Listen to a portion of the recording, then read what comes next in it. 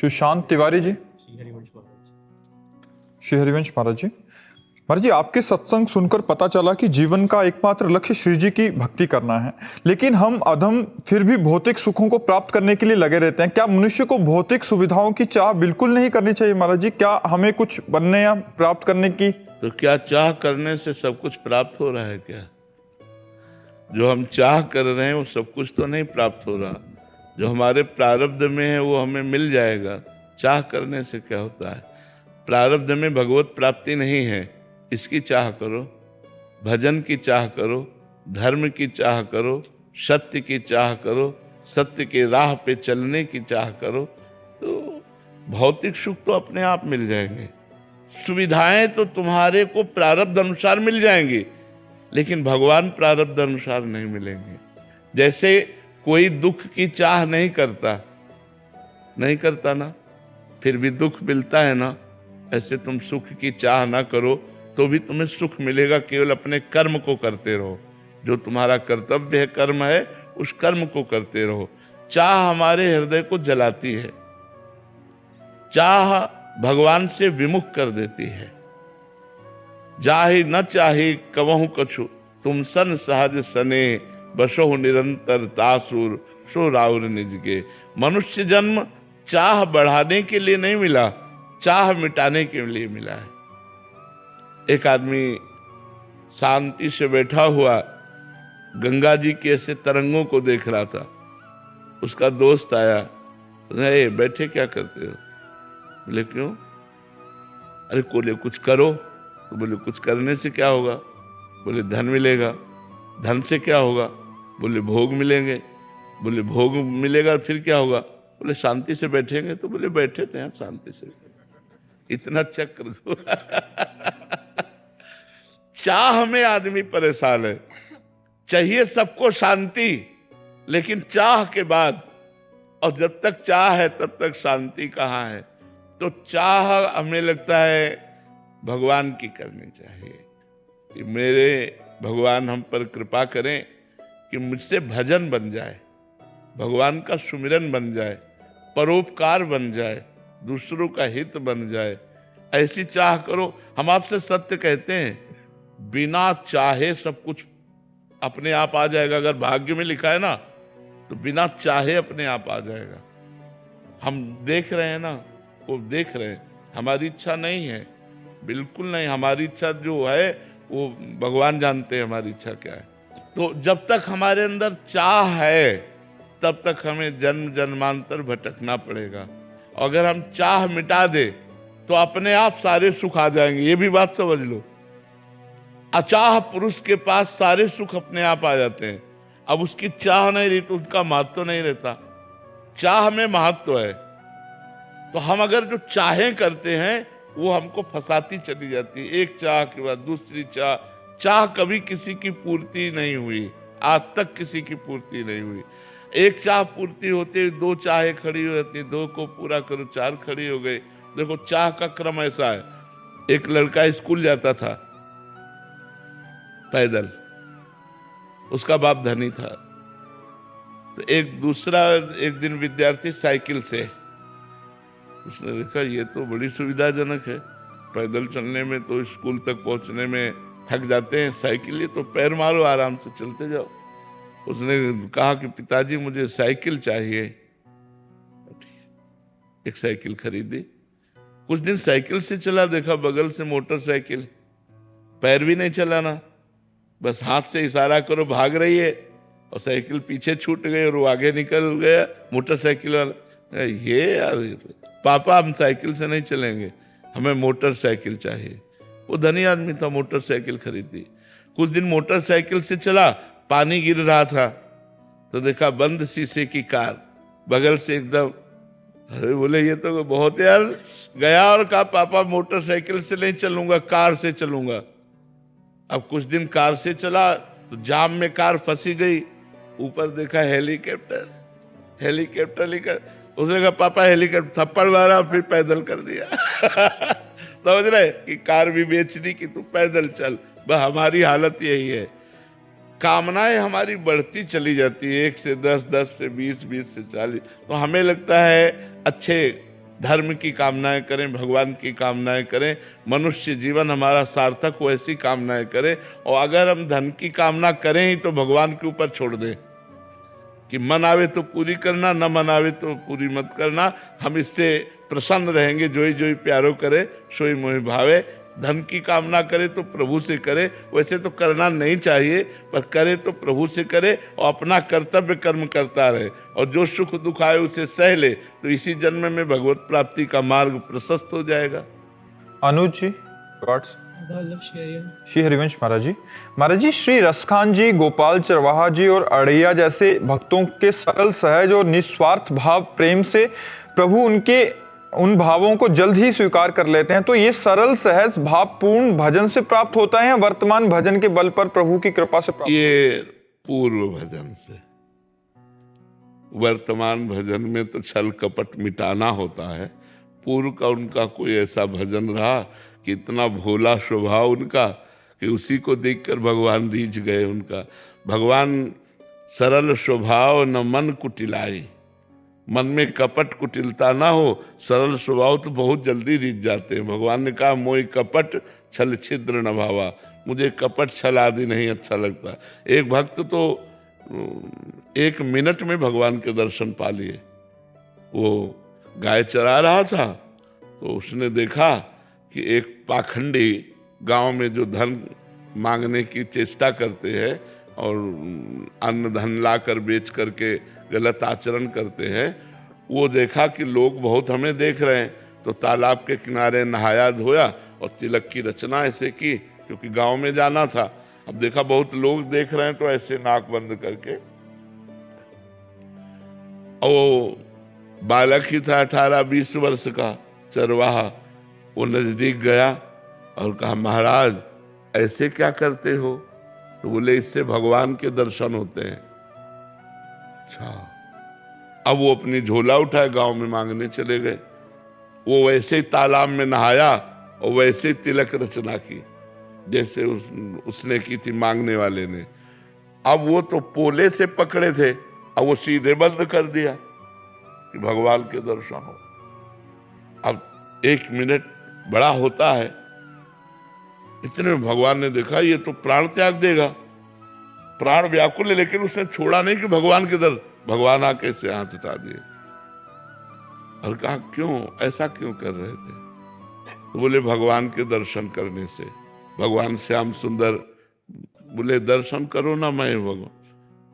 अब बोले तुम झूठ बोल रहे हो तो कि तुम भगवान हो, हम तो जानते नहीं कि तुम भगवान हो।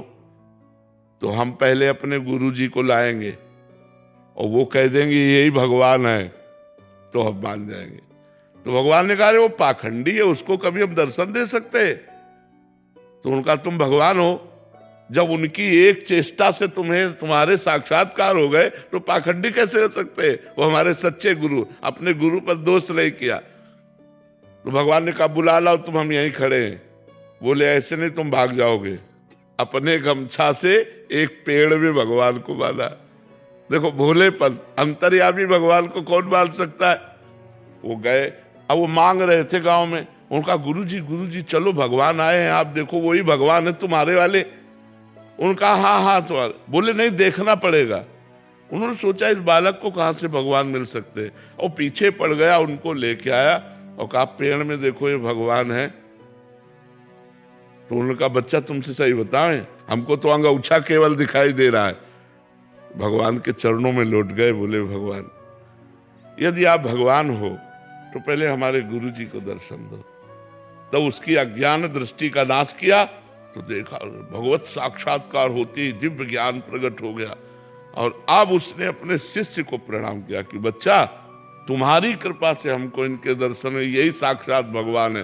तो उसने भगवान का आलिंगन किया, भगवान ने कृपा की। 1 मिनट में भगवत साक्षात्कार। अब सब कोई ऐसा करे थोड़ी थोड़ी भगवान आ जाएगा। अब पूर्व जन्म का भजन था, ऐसे भगवान कृपा कर दिए उसके भोलेपन से। तो कई ऐसे चरित्र आते हैं कि भगवान कृपा कर दें तो किसी से कभी भी मिल सकते हैं, और भगवान अगर कृपा न करें तो फिर जन्म जन्म तपस्या करनी पड़ती है, तब भगवान की प्राप्ति होती है। गणेश शर्मा जी गुजरात से। श्री हरिवंश महाराज जी, महाराज जी, भगवान की मधुर मधुर झांकी एवं लीला दर्शन, लीला में प्रवेश भगवान की कृपा से होगा या हमारे प्रयास से? वैसे तो कृपा ही है, पर अपना प्रयास देख के ही कृपा होती है। जैसे यशोदा मैया ने देखा कि लाला सम्माट फोड़ दिए, माखन फैला दिया, तो आज इसे डांटना चाहिए, तो एक छड़ी ली और डांटा। तो लालन भयभीत होने की लीला की देखो, भक्ति का चमत्कार देखो, प्रेम का चमत्कार। जिनकी भ्रकुटी टेढ़ी हो जाए तो काल भी भयभीत हो जाए, ऐसे भगवान यशोदा मैया की छड़ी देखकर ऐसे ऐसे आंसू एक भी नहीं, लेकिन ऐसे से मल रहे, भयभीत होकर देख रहे। बड़े बड़े योगियों के ध्यान में न आने वाले प्रभु, जिनके प्रताप से सूर्य चंद्र आदि प्रकाशित हो रहे हैं, अनंत ब्रह्मांड, वो ब्रह्मांड नायक भयभीत हो रहे। भैया ने देखा लाला ज्यादा भयभीत हो गया, अब क्या करें, इसको बांध देना चाहिए थोड़ी देर के लिए, तो कहीं भाग के नहीं जाएगा। तो ऊखल में बांध दिया, ऊखल धान कूटने वाला होता है, उसमें बांध दिया। जब बांधने के लिए लाला को पकड़ने चले, वो बात हम खास आपको बताना चाहते हैं। तो मैया जितना भागती भगवान उससे आगे भागते हैं, पकड़ में नहीं आते। जब भगवान ने मुड़ के देखा, मैया पसीना पसीना हो गई और उसकी चोटी के गुथे हुए फूल गिर रहे, तो पकड़ में आ गए। मतलब प्रयास यशोदा मैया का, लेकिन असफल। प्रयास देखकर कृपा करके भगवान बंध गए। ऐसे ही प्रयास साधक का पसीना पसीना हो जाए, भगवान के भजन में रात दिन धर्म पूर्वक हर कष्ट सहते हुए चले, ये देखकर भगवान कृपा करके उस साधक को दर्शन दे देते हैं, अपनी रूप माधुरी का, लीला माधुरी का। लेकिन प्रयास अपना और कृपा भगवान की, दोनों की जरूरत है। नहीं तो कृपा तो सब पर है, लेकिन बिना प्रयास करने वाला उस कृपा का स्वाद नहीं ले पाता। जो खूब डट कर भजन करता है, नियम पूर्वक वैराग्यवान होकर भजन करता है, वही उस कृपा का स्वाद ले पाता है, अन्यथा नहीं। इसलिए प्रयास और कृपा दोनों की जरूरत है। प्रदीप जी दिल्ली से। राधा वल्लभ श्री हरिवंश। श्री हरिवंश महाराज जी। महाराज जी, सेवा और भजन में क्या अधिक महत्वपूर्ण है? दोनों का। जैसे आकाश में पक्षी दो पंखों से उड़ता है, ऐसे ही सेवा और सुमिरन दोनों से साधना परिपक्व होती है। गुरु सेवा, ठाकुर जी की सेवा, समाज की सेवा और भगवान का सुमिरन, दोनों साथ साथ होना चाहिए। इनका अनुष्ठान साथ साथ होना चाहिए। सेवा और सुमिरन का अनुष्ठान यदि ठीक चला तो भगवत प्राप्ति के मार्ग में पहुंच जाएगा। यदि वो शास्त्र विरुद्ध आचरण नहीं करता, तो शास्त्र विरुद्ध आचरण करता है तो फिर नहीं पहुंच पाएगा, फिर तो माया गिरा देगी, फिर नष्ट कर देगी। जो दंभी पाखंडी नाटकी होते हैं लोग, वो इस परमार्थ पथ पे बहुत बुरा प्रभाव डालते हैं। दूसरों को भुलावे में डाल करके व्यभिचार आदि गंदे आचरणों का विस्तार करते हैं। बहुत बुरी दुर्दशा नरक में होती है ऐसे लोगों की। तो सेवा और सुमिरन में सावधान रहकर शास्त्र विरुद्ध आचरणों से बचे तो भगवत प्राप्ति के मार्ग में सफलतापूर्वक आगे बढ़ जाए। दोनों की आवश्यकता है, दोनों समान ताकत रखते हैं। एक गुरु सेवा में लगा है और एक सुमिरन में लगा है, तो दोनों समान ताकत रखते हैं। सुमिरन वाले से चूक हो जाएगी, गुरु के समीप रहने वाले से नहीं होगी।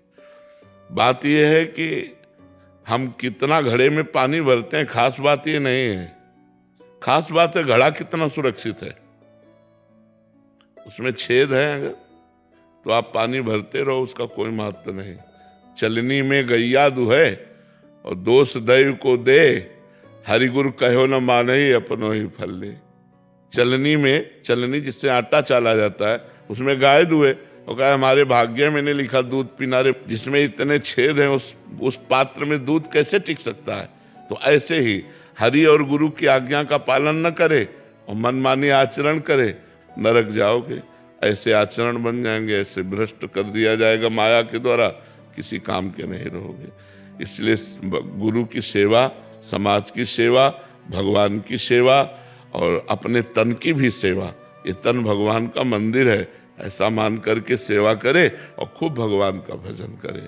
दोनों आवश्यक हैं, सेवा और सुमिरन। स्तुति वर्मा जी दिल्ली से। राधे राधे महाराज जी। महाराज जी, आप लिख रहे हैं कि अपनी सकारात्मक ऊर्जा के द्वारा अपनी इच्छाओं की पूर्ति के लिए मन चाही वस्तुओं के बारे में निरंतर सोचते रहना, और बहुत गलत है, बहुत गलत है, बहुत गलत है। समय बर्बाद कर रहे हो। उनको मिलना है तो बिना सोचे तुम्हारे मिल जाएंगे। सोचो, भगवान के विषय में सोचो, उस सत्य परमात्मा के विषय में सोचो, जिसके सोचने से तुम्हारा सोचना सार्थक हो जाएगा। नाम जप करो, समय व्यर्थ क्यों कर रही हो? जो सामने आना है वो बिना मांगे आ जाएगा। जैसे बिना मांगे दुख मिल जाता है, ऐसे बिना मांगे सुख मिल जाएगा। चाह नहीं करनी, सोच नहीं बनानी, सोच बनानी भगवान की, तो जीवन सार्थक हो जाएगा। इसी में तो लोग परेशान हैं, निगेटिव पॉजिटिव सोच, बस इसी में लगे रहते हैं। भूत भविष्य का चिंतन, बस इसी में लगे रहते हैं, पूरा जीवन बर्बाद कर देते हैं। नहीं, नाम जप करो, जो होना होगा वही होगा, जो नहीं होना है वो कदापि नहीं हो सकता। नाम जप करते हुए अपने वर्तमान के समय को सार्थक करो।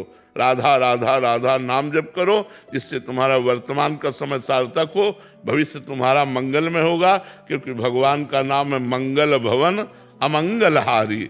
अमंगल का नाश करने वाला है, मंगल करने वाला है। इसलिए नाम जप करो। कल क्या होगा? बड़ा अच्छा होगा कल। जब आज हम नाम जप कर रहे हैं तो कल हमारा बहुत अच्छा होगा। और आज हम भगवान से विमुख हैं तो आज अच्छा है, कल बहुत बुरा आने वाला है। इसलिए अन्य सोचों में समय मत नष्ट करो, वर्तमान के समय में नाम जप करो। अंशु शर्मा जी पंचकुला से। श्री हरिवंश महाराज जी। महाराज जी, स्थित प्रज्ञ की स्थिति धारण करने के लिए क्या यत्न करूं? सदगुरु की शरण, शास्त्रों का स्वाध्याय, खूब भगवान नाम जप, मान अपमान दुख सुख लाभ हानि इन सबको सहना, इंद्रियों को गलत विषयों से बचाना, मन को गलत चिंतन से बचाना, मन को बार बार भगवान नाम में लगाना। भागे तो कोई चिंता की बात नहीं, लेकिन जबान से भगवान का सुमिरन न छूटे। बार बार नाम जप हमारा चल रहा है तो शास्त्रों के स्वाध्याय से, संतों की कृपा से, भगवान नाम जप से जब हृदय पवित्र होगा तो पवित्र हृदय में अपने स्वरूप का अनुभव होने लगता है। जे ही आत्मस्वरूप का बोध हुआ, स्थित प्रज्ञ हो गया। पर इसके लिए बहुत साधना की जरूरत है। ये केवल बातों से नहीं होता, इसमें बड़ी साधना करनी पड़ती है। सबसे बड़ा हमारे आगे जो बंधन है वो काम का बंधन है। ये काम ऐसा पूरे विश्व को परास्त किए हुए है। त्रिभुवन में इसका राज्य है। कोई ऐसा नहीं जिसकी छाती कोई जलाता ना हो। काम, भोग, वासना, तो इसी से ऊपर नहीं उठ पाता साधक। मान लो वर्ष, 2 वर्ष, 3 वर्ष, 4 वर्ष, फिर फिसल गया, फिर वहीं खड़ा हो गया जहां से चला था, फिर चढ़ने की कोशिश, फिर वहीं फिसल के खड़ा हो गया। तो इससे बच जाए तो स्थित प्रज्ञता की तरफ हम चले। पहले हमारी इंद्रियों के भोग शांत हो जाए, इंद्रियों के भोग निवृत्त हो जाए। बस पूरे जीवन यही समस्या बनी रहती है। इंद्रियों के भोग इतने विचलित कर देते हैं, इतना परेशान कर देते हैं, और उधर संयोग दिला देती माया, ले भोगो। और उधर जल वो रहा है ही, जहां इंद्रियों का भोग हुआ तो और जलन बढ़ गई, और जलन बढ़ गई। वो भगवत प्राप्ति के मार्ग से विमुख होकर भोगों की तरफ चला जाता है, चाहे स्त्री हो चाहे पुरुष हो। जो स्त्री या पुरुष जो भी साधक है, अपनी इंद्रियों को गलत भोगों से बचा पावे, और फिर जो हमने बताया शास्त्र स्वाध्याय आदि ये करे, तो निश्चित वो स्थित प्रज्ञ हो जाएगा। स्थित प्रज्ञ अपने स्वरूप में स्थित हो जाना, सिद्ध पुरुष हो जाना। तो भजन करते करते ही सिद्ध होता है। तो खूब भजन कीजिए और गंदे आचरणों से बचिए, गंदी बातों के सुनने से बचिए, गंदी बातों के देखने से बचिए। जैसे मोबाइल आदमी गंदी बातें, ये सब इससे बचिए और खूब नाम जप कीजिए, शास्त्र स्वाध्याय कीजिए, और दूरी बनाकर संतों का संग कीजिए। संतों का संग दूरी बना के कीजिए। सत्संग सुना, एकांत, हट गए, दोबारा उनसे एकांत में कभी नहीं मिले। ऐसा स्वभाव बनाइए, क्योंकि इससे हमारा चरित्र पवित्र रहेगा, हम भगवान के मार्ग में चल पाएंगे। संतों को ऐसे ही अपने जीवन को बचाना है, ऐसे ही हमको अपने जीवन को बचाना है। हर साधक को चाहिए अपने जीवन को बचावे अपवित्र होने से, क्योंकि माया का प्रचंड प्रवाह चल रहा है। अतिशय प्रबल देव तो माया, भगवान की माया बड़ी प्रबल है, देर नहीं लगता भ्रष्ट होने में, और हृदय में तो रहता ही है दोष, उसको वो तप के द्वारा सहता रहता है। सहते सहते अगर संयोग बन गया वो भ्रष्ट हो जाता है, तो फिर भगवत प्राप्ति रुक गई, फिर जन्म मरण के चक्र में फंस गया। इसलिए भोगों से वैराग्य, सत असत का विवेक, भगवान के चरणों में आश्रित पूर्ण कृपा का भरोसा और नाम जप, महापुरुषों का संग, तो निश्चित हमारी स्थिति भगवान के चरणारविंद में स्थित हो जाएगी।